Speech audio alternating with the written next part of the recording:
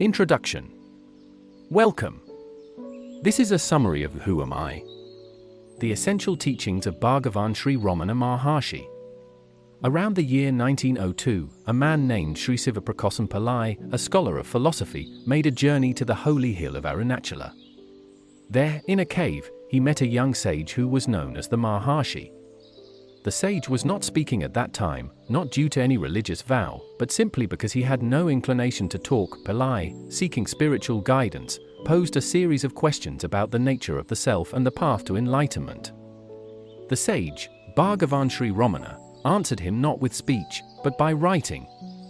These written questions and answers were first published in 1923 and form the basis of the classic spiritual text, Who Am I?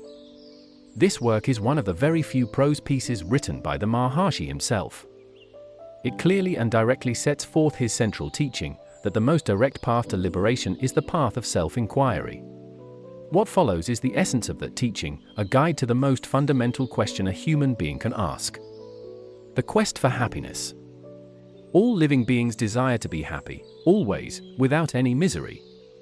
In every one of us, there is a supreme love for oneself. And happiness alone is the cause of that love. To gain the happiness that is our true nature, the happiness that is experienced in the state of deep, dreamless sleep where the mind is absent, we must first come to know ourselves. For this purpose, the path of knowledge, the inquiry in the form of Who Am I, is the principal means. The first question. Who am I? The inquiry begins. Who am I? Am I this gross body, which is composed of the 7 humours? No, I am not. Am I the 5 cognitive sense organs, the senses of hearing, touch, sight, taste, and smell, which perceive the world around me? No, I am not. Am I the 5 organs of action, the organs of speech, locomotion, grasping, excretion, and procreation? No, I am not. Am I the 5 vital airs, the prana, which control the functions of breathing and life within the body? No, I am not. Am I even the mind, which thinks? No, I am not. Am I the nescience, the state of deep sleep, where there are no objects and no functions, only the residual impressions of past experiences? No, I am not. The answer to the question. If I am none of these, then who am I? After negating all of the above, one by one, as he not this, that awareness which alone remains, that awareness, I am. And what is the nature of this awareness? The nature of this awareness is Satchitananda. Existence, consciousness, bliss. The world, the mind, and the self. When will the realization of the self be gained? When the world which is seen has been removed, there will be realization of the self which is the seer. The seer and the object seen are like the famous illusion of a snake in a rope. Just as the knowledge of the rope, which is the reality, will not arise until the false idea of the illusory serpent goes, so the realization of the self will not be gained until the belief that the world is real is removed. And when will the world be removed? When the mind, which is the cause of all our thoughts and actions, becomes quiescent, the world will disappear. What, then, is the nature of this mind? What we call the mind is a wondrous power residing in the self. It is the source from which all thoughts arise. Apart from thoughts, there is no such thing as a mind. Therefore, thought itself is the nature of the mind. Just as the spider emits the thread of its web from out of itself and then withdraws it back into itself, the mind projects the world out of itself and then resolves it back into itself. When the mind comes out from the self, the world appears. Therefore, when the world appears to be real, the self does not appear. And when the self appears, the world does not. If one persistently inquires into the nature of the mind will eventually end, leaving the self as the residue. This self is the Atman, our true identity. The mind cannot exist on its own, it always depends on something gross to cling to. This mind is also what is called the subtle body, or the soul. The path of inquiry. What is the path of inquiry for understanding the nature of the mind? That which rises in this body as I is the mind. If one inquires, where in the body does the thought I rise first, one would discover that it rises in the heart. That is the place of the mind's origin. Even if one constantly thinks the I, one will be led to that place.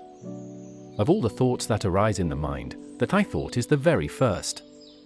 It is only after the rise of this thought that other thoughts can arise. It is after the appearance of the first personal pronoun, I, that the second and third personal pronouns, such as you and he, can appear. Without the first, there cannot be the others. So, how will the mind become quiescent? By the inquiry, who am I? The thought of who am I will destroy all other thoughts, and then, like the stick used for stirring a burning funeral pyre, it will itself be destroyed in the end. Then, self-realization will arise. What is the means for constantly holding on to the thought of who am I? When other thoughts arise, one should not pursue them. Instead, one should inquire, to whom do they arise? It does not matter how many thoughts arise. As each thought arises, one should inquire with diligence, to whom has this thought arisen?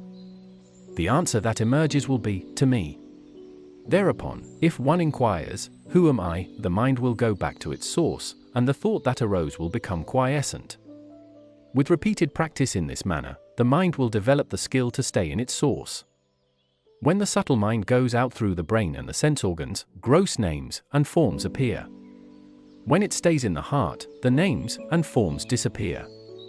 Not letting the mind go out, but retaining it in the heart is what is called inwardness. Letting the mind go out of the heart is known as externalization. Other means and aids. Are there no other means for making the mind quiescent? Other than inquiry, there are no truly adequate means. If it is sought to control the mind through other means, the mind will only appear to be controlled, but will again go forth. Through the control of breath, for example, the mind will become quiescent. But it will remain so only as long as the breath is controlled. When the breath resumes, the mind also will start moving again, wandering as it is impelled by its impressions. The source is the same for both mind and breath. Therefore, when the mind becomes quiescent, the breath is controlled, and when the breath is controlled, the mind becomes quiescent. However, breath control is only an aid for stilling the mind, it will not destroy the mind. Like the practice of breath control, meditation on the forms of God, repetition of mantras, and restriction on food are all helpful aids for rendering the mind quiescent and one-pointed. Of all the restrictive rules, the best is that relating to taking sattvic, or pure, food in moderate quantities. By observing this rule, the sattvic quality of the mind will increase, and that will be helpful to self-inquiry. For a mind that has become one-pointed and strong, self-inquiry will become easy. Persistence on the path. The residual impressions of objects can seem unending, like the waves of an ocean. When will they all be destroyed? As the meditation on the self rises higher and higher, the thoughts will get destroyed. One must not yield to the doubt, is it possible, or not? One should persistently hold on to the meditation on the self. Even if one feels like a great sinner, one should not worry and weep, "Oh, I am a sinner, how can I be saved?" One should completely renounce the thought "I am a sinner" and concentrate keenly on meditation on the self. Then, one would surely succeed. There are not two minds, one good and the other evil. The mind is only one. It is the impressions that are of two kinds, auspicious and inauspicious. When the mind is under the influence of auspicious impressions, it is called good, and when it is under the influence of inauspicious impressions, it is regarded as evil. The nature of reality. What is the nature of the self? What exists in truth is the self alone. The world, the individual soul, and God are appearances in it, like the appearance of silver in mother of pearl. These three appear at the same time and disappear at the same time. The self is that state where there is absolutely no thought. That is called silence. The self itself is the world, the self itself is I, the self itself is God. All is Siva, the self. Is not everything the work of God? Without desire, resolve, or effort, the sun rises. And in its mere presence, the sunstone emits fire, the lotus blooms, and people perform their various functions and then rest. Just as in the presence of a magnet a needle moves, it is by virtue of the mere presence of God that souls perform their actions in accordance with their karma. God has no resolve, no karma attaches to him. He is like the sun, which is unaffected by the actions of the world. He who gives himself up to the self that is God is the most excellent devotee. Giving oneself up to God means remaining constantly in the self, without giving room for the rise of any thoughts other than the thought of the self. We know that a train carries all loads. So after getting on it, why should we carry our small luggage on our head to our discomfort, instead of putting it down in the train and feeling at ease? Whatever burdens are thrown on God, He bears them. Guru, grace, and liberation. Is it not possible for God and the Guru to bring about the liberation of a soul? God and the Guru will only show the way to liberation, they will not by themselves take the soul to the state of liberation. In truth, God and the Guru are not different. Just as the prey which has fallen into the jaws of a tiger has no escape, so those who have come within the ambit of the Guru's gracious look will be saved by the Guru and will not get lost. Yet, each one should, by his own effort, pursue the path shown by God or Guru and gain liberation. One can know oneself only with one's own eye of knowledge, and not with somebody else's. Does a man named Rama require the help of a mirror to know that he is Rama? The final understanding. What is happiness? Happiness is the very nature of the self. Happiness and the self are not different. There is no happiness in any object of the world. We imagine through our ignorance that we derive happiness from objects.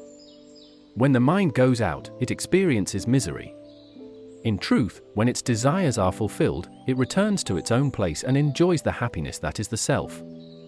A wise man stays permanently in the shade of the self.